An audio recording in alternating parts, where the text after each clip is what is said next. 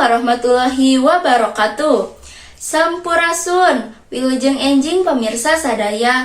Alhamdulillah, dina danget ieu urang tiasa patepang deui, patepung lawung paamprok jonghok sareng sim kuring Rati Arum Pandanwangi dina Warta Sunda Abangku TV. Edisi Minggon 11 Februari 2024. Sawatara warta anu lebet ka redaksi Abangku TV baris dirugikeun dina 5 menit kapayun. Pamiarsa, nyanggakeun ibar salengkepna.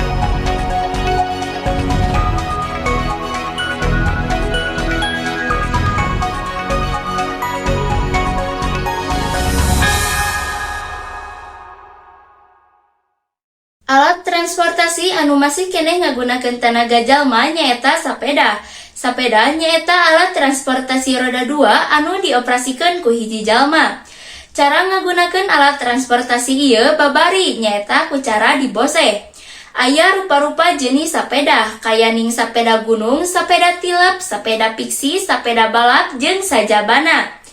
Alat transportasi ieu dipikaresep tur diteang ku loba kalangan, ti mimiti barudak, kolot nepi ka sagala umur.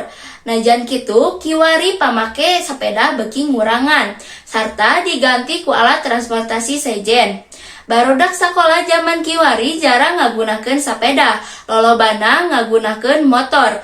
Padahal ngagunakeun sapeda salaku alat transportasi miboga manfaat. Salah sahijina nyaeta pikeun ngurangan polusi udara. Alpin salaku salah sahiji murid SMA Negeri Hiji Majalaya anu masih ngagunakeun sapeda salaku alat transportasi ka sakola. Anjeunna milih sapeda salaku alat transportasi sapopoe sabab bisa nyehatkeun awak jeung jadi leuwih irit kana ongkos.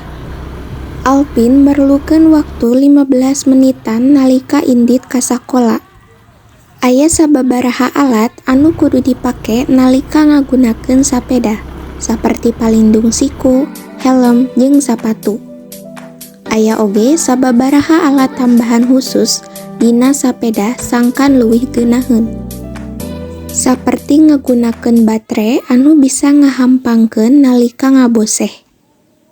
Cara miara sapeda sangkan aya dina kaayaan alus kudu dijaga kabersihan sapedahna. Salah sahiji jenis sapeda anu nyaman digunakeun sapopoe nyaeta sapeda MTB atawa sapeda gunung. Aya sababaraha kaleuwihan jeung kakurangan dina ngagunakeun sapeda jeung motor. Nyaeta ngagunakeun motor mah tiasa ngebut jeung leuwih efisien kana waktu. Upami kanu sapeda mah kurang efisien waktuna sabab ngagunakeun tanaga jalma.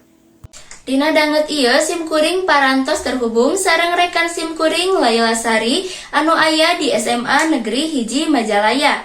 Mangga Laila. Dina danget ieu parantos saya saderek Alpin salaku siswa SMA Negeri Hiji Majalaya anu ngagunakeun sapeda salaku angkutan ka sakola.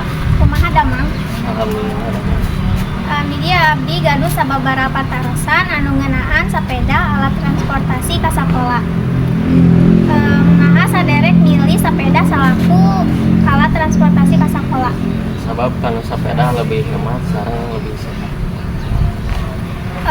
Kumaha cara saderek ngatur waktu angkat ka sakola supaya henteu aya katelatan? Angkatna sajam saacan bel. Kalajengna di zaman kiwari koyana kemajuan teknologi bakal mengaruhan kalestarian sapeda atana pinter. Mengaruhan sabab aya nu leuwih simpel dipake jeung leuwih teu capek. Numutkeun saderek naon sababna zaman kiwari barudak sakola leuwih resep make motor dibandingkeun jeung sapeda? Kanu motor mah biasa ngebut jeung efisien waktu. Pami kanu sapeda mah kan teu efisien waktuna kudu rada lami.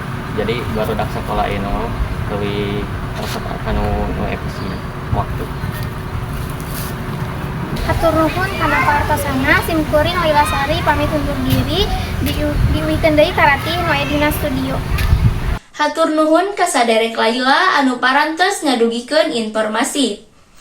Pamiarsa, Warta Sunda edisi Minggon 11 Februari 2024 dicekapkeun dugi dieu. Mugia ieu warta aya mangfaatna pikeun pamirsa sadaya.